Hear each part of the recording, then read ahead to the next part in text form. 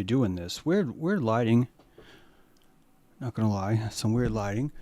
But yeah, I wanted to stream today. In fact, one of my old critics, who literally every single thing I've ever interacted with her, she's always telling me how wrong I am, said, "Oh, you're awfully new. You're awfully quick to this." And if I was quick to this, I would have told you this yesterday. I would have said, "Hey, Charlie Kirk's going to get shot tomorrow, and this is what it means." I've had this in my trigger a while because I've been saying this since Blueprints of Mind Control. I've been fucking telling you what I'm going to tell you right now since Blueprints of Mind Control. First of all, let me get out of the way. Charlie Kirk's a human being, but I don't know that. I don't doubt it. I'm just saying that I don't know the human Charlie Kirk. I didn't introduce him. I know that some of you are like, he's such a good person. I don't fucking know that. And telling me he has a family doesn't mean you're a good person. I understand having a family, therefore get out of jail free card. It's kind of, it's no, right? So none of us even do that anyway. So it's this could be tricky, but I don't want his death to go in vain. And so fuck yeah, I'm out in front of it. I've got a really, really strange take on this, and but I don't think it's strange at all. I think it's quite sane. I think I'm the only person that has a sane take on it. You've got this Charlie Kirk's a pundit, Republican-leaning pundit, sort of I'm just being honest. Let me see how far I can stick my nose up whoever is running for president's ass, and then tell everyone that he has actually been my savior and my comfort. And this is what all pundits do. It's exactly the same script. And Charlie Kirk has the same script. I'm sorry, but he just fucking does. Do you know why he has the same script? Because it fucking works. It's because he fucking works. And he wants to succeed. And him wanting to succeed doesn't make him good or bad. It simply makes him someone who wants to succeed. So now you have the Candace Owens syndrome. Candace Owens sued someone in college, I believe. A congressperson said that she was an enemy of massive racism, won like $85,000 from that settlement, and from that moment on decided that she was going to enter politics because it fucking paid. Candace Owens. It paid. So she entered the world as a conservative. I mean, as a liberal. Super liberal, so liberal, she began a venture capitalist firm that literally doxed people for a living, that you would pay for a service to measure when you were about to get doxed, and you paid for insurance to fight people that were going to dox you. And this is the vision of conservative pundit Candace Owens right now. That's her vision back then. And if you try and tell any other conservative that that's her history, they will tell you how fucked you are because she is saying what I like to hear. This is verbatim what you fucking hear. So I do not think pundits are real people. I get that we're supposed to magically transform them into real people when it's convenient, but I don't have that fucking magic power. I can't do that, okay? So it's an icon. Not only is it an icon, but it's an icon that's been wanting the same pyramid even more. That this pyramid that we are underneath has all this blood jumping down, pouring down off. Naked body parts are being thrown and hurled off the top of this thing. And when you go to the top, there are two parties at top. There's one hut on the left, the fucking Thalocs, and they will destroy and murder anyone. It doesn't matter how old you are. It doesn't matter how young you are. If you climb to the top of the pyramid, they will take your heart in the name of democracy, in the name of global warming. I'm not even kidding. Look this up.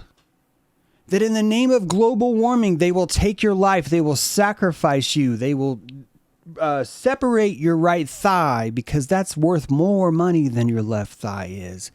And they will give it to some dude, the only dude who's allowed to have a certain kind of haircut. It's basically like bald except for the very top. He's got that sort of Tina Turner Las Vegas dancer thing that's like 4 feet long.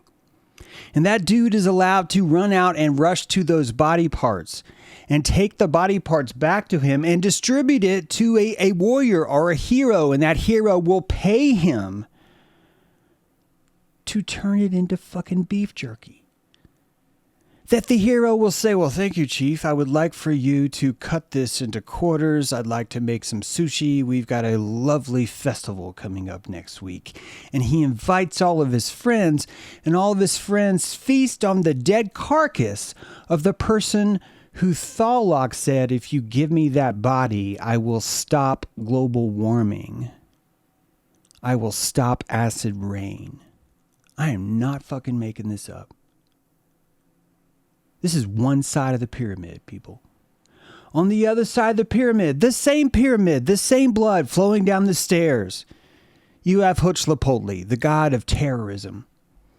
And if you bring your body up to the top, these red guys on the right, they're literally on the right. They're red and they're on the right. They say, if you give us our body, if you give this victim, this sacrificial victim to us and let us kill him in the name of terrorism, our village will be safe. Charlie Kirk is a priest on that pyramid. And today he was shot in the neck and bled out on stage and died horribly. And anyone who takes pleasure, anyone who thinks that the default is that everyone must take pleasure in that death, you're retarded. For making me say this, you're the retarded person in the room, not me. The fact that I'm telling you that I only know this guy as an icon because all I've ever seen from him is his shouting from the pyramid. And his shouting from the pyramid is the exact same fucking script as all of them. You are wrong for bringing your body up to Thalok. You are right for bringing your body to Huitzilopochtli. That's what you hear. And this is the guy that wants more America, more votes, more Washington, more petrodollar. He believes that every single thing that you have been told out of Washington is fucking real. He believes that. He's told you that people need to die on a regular basis in order to protect free speech. He's told you that gun violence is a necessity in a society that values free speech. I do not value free speech because I do not think it fucking exists. I lost free speech long before I noticed I lost free speech. I noticed I lost free speech during COVID. That's when I noticed. When I lost free speech was I never fucking had it, because free speech is the exact opposite of who I want to be. I do not want free speech, and I've got a weird ass fucking take on what I mean by this. I believe that you have to choose between words being real and words being fake, my friends. And I believe that we have chosen for words to be fake, and that we have embraced the pillar of fake words under the canopy of free speech. And the canopy of free speech means that you get to be Charlie Kirk. You get to beg as many more veterans to enter into a state of PTSD and attack a foreign fucking nation, so America's largest employer by far gets a little bit paid next week. And that this deficit, which is beyond embarrassing, it's really to the point of Stockholm, that we have is so beyond the pale of what is acceptable. The only choice I have is to see that anyone and everyone who is in Washington, D.C. wants more of this fucking thing. So let's get this out of the way. If you want to humanize Charlie Kirk, why the fuck was he telling you to vote? Why the fuck was he saying we need more of this? Why the fuck was he insisting that the way that we need to turn this place around is catch another fucking tranny and pass another law to protect our border from border safety? And that right now we have this auspice of what we call tariffs, where we're literally pretending to stop fentanyl from coming into our borders when our hospitals and our pharmaceutical industries are the ones that gave it to us. And we are so retarded. And we will drink so much more blood because the pyramid is so large, and anyone who dies on it is instantly a fucking hero. And Charlie Kirk is not a hero. Charlie Kirk did not enlist in the military. Charlie Kirk did not go to a foreign country and shoot people because they were wearing a different shirt because someone like him or someone like Candace Owens said someone ought to fucking do something. And I'm tired of you fucks coming in here telling me I need to feel sorry for one more person that insisted someone ought to do something, because all it did was give them millions of dollars and make them famous. And now they're dead, and we're supposed to weep because this is an innocent tragedy that somehow none of us could have ever foreseen. And there's no way any of us could have ever figured out that this could have been possible, or that something like this could have possibly even occurred on this soil. And what does this mean? Which is why I bring you to Butler. Which is why I want to discuss with you Butler. I brought this up before and you guys didn't give a shit. Where is it? James, you need to calm down. Yeah, I get it, man. I need to calm down. Where is it? I just had it up here. Brings me to Butler. Here it is. When this happened, I told everybody. Did Charlie Kirk talk about it? Fuck no. Did Sam Tripoli talk about it? Fuck no. Did Joe Rogan talk about it? Fuck no. Did anyone else who wants to tell you, oh my God, I'm so moved by politics, fucking tell you about this? Fuck no. You know why? Because it breaks the fucking narrative. It breaks the goddamn narrative. It breaks the fucking narrative. How can you be Charlie Kirk and not notice this? How can you not notice that on 4 separate occasions before Butler, that the podium was 8 feet long, 8 feet long, 8 feet long until Butler? And that Butler, the podium happened to be 3 times as wide. Wide enough for Donald Trump to lay down and Secret Service people lay on top of him. These dates aren't made up. I didn't pick and choose. Here's St. Paul, July 27, 2024. Here's July 9, 2024. The rally right before it in Miami. Here's July 24. These are not coincidences. This stuff is not just some kind of joke. But to them it is.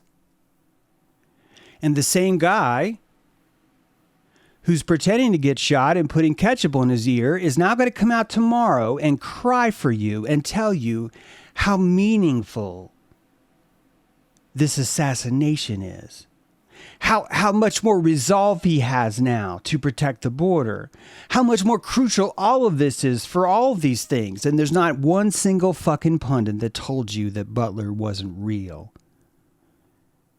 And that you're going to watch tomorrow why people like Candace Owens, oh, boo the fuck who this person, and they don't even fucking mean it. They don't fucking mean it because they are on the pyramid and they want you to bring more blood to them. Which is why they want anger. They want division. Which is why they're going to debate you and try and humiliate you on campus, or try and twist your words themselves into a debate, into a dichotomous debate of a Hegelian retardation that frankly none of us have any business pretending to be that mentally low anymore to sustain. Washington is a fucking mythos, and the people clinging to it are people that are not here to help you. It doesn't matter what side. You would have to be a psychopath to go there. The only way you are going to succeed on that level, in that realm, is through psychopathy. So, James, are you calling Charlie Kirk a psychopath? I'm saying that you'd have to be pretty fucking high on the narcissistic scale to keep wanting more of this.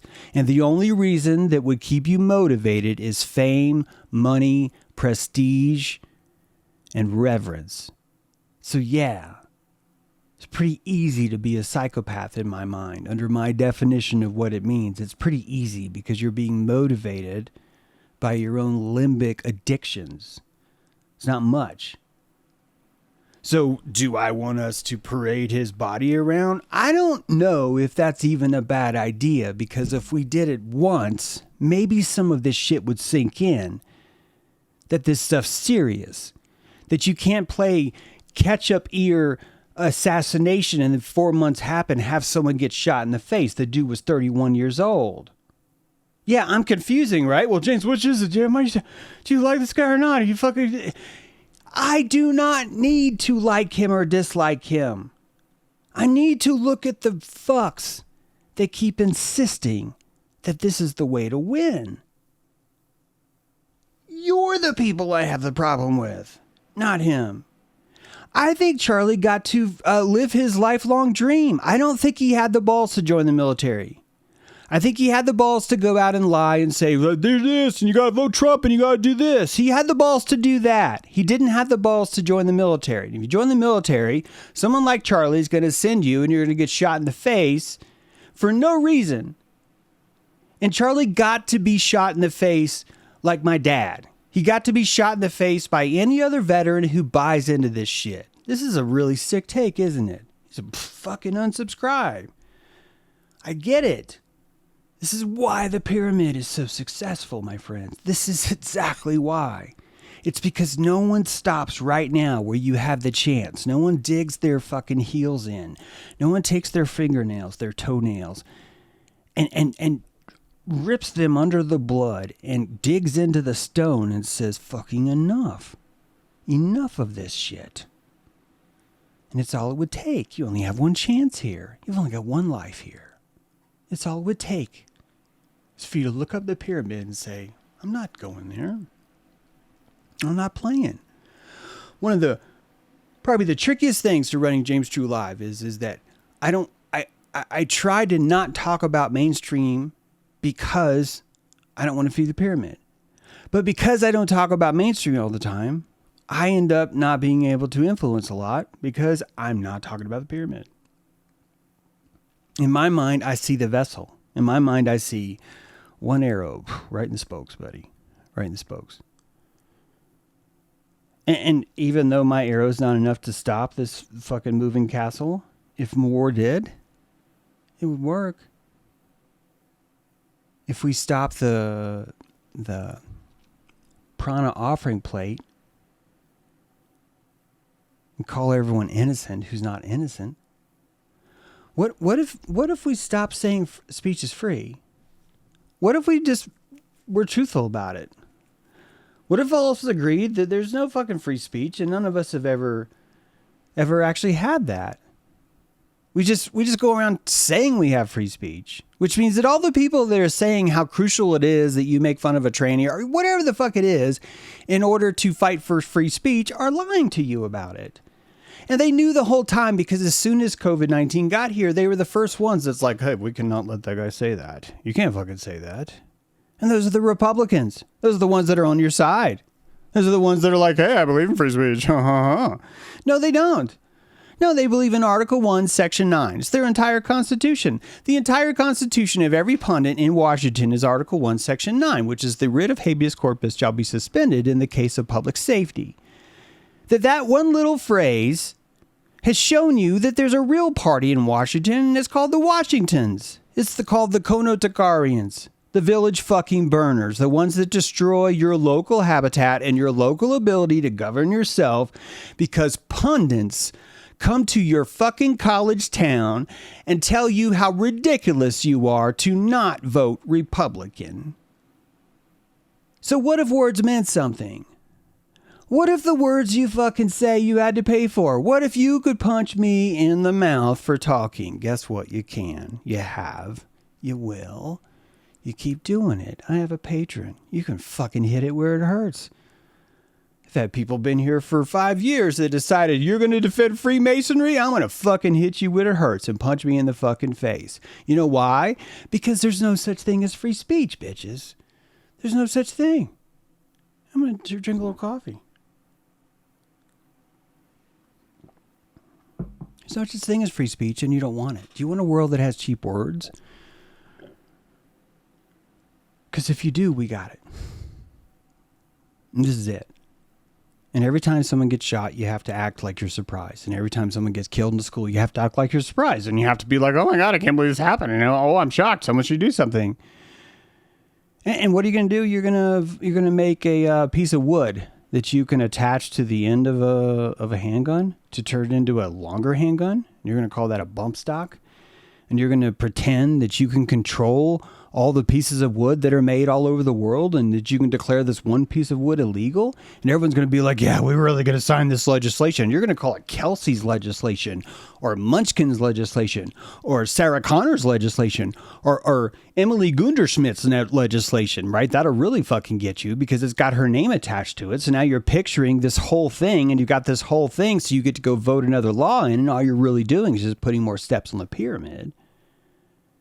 And we got to blame somebody. What if we took our words seriously? What if for 19 days? For 19 days, we could even have it coming up so people could try and take their words back. I'm fine with that. Starting on January 1st for 19 days, it's Words Mean Something Day. For the next 19 days, anything that you say, you're going to be held accountable for it. Where your words will be taken seriously. You'll be taken serious. What would happen? How much would this place change? More importantly, after it changed, how would that echo feel? I think it would be profound. I think we're already here. I think that post-corona, the white sun, this new world we're in, has this different kind of meaning to it. And that what you're doing is you're looking at a bunch of people that are already dead. They're already dead because they're clinging to the old world. And one of the old worlds is we need more dead people in the pyramid.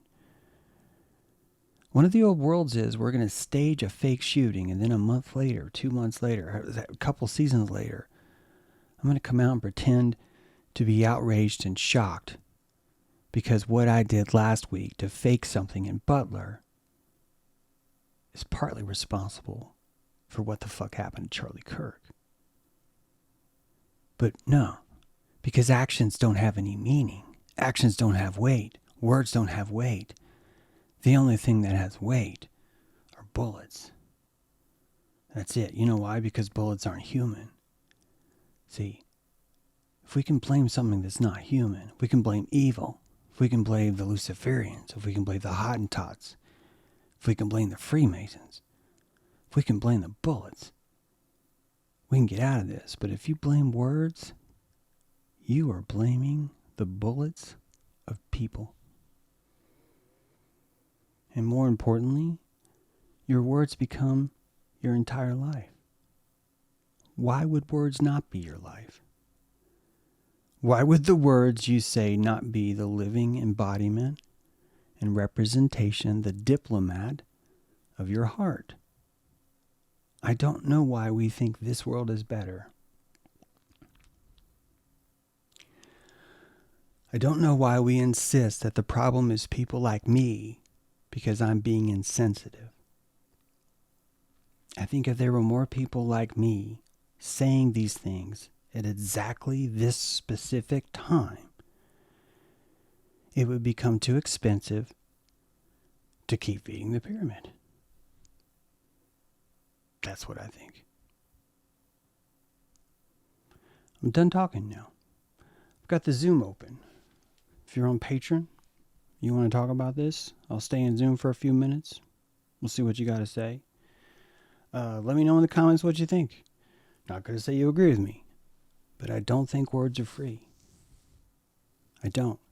And I think if you believe in free speech and you believe that it's necessary for people to be shot for words they say and that you've been a pundit that's been literally ripping anyone for not voting Republican, that you've just proven that point.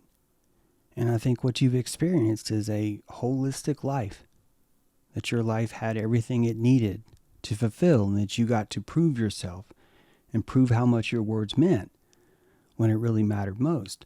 Not all of us get that chance. We'll see you next time.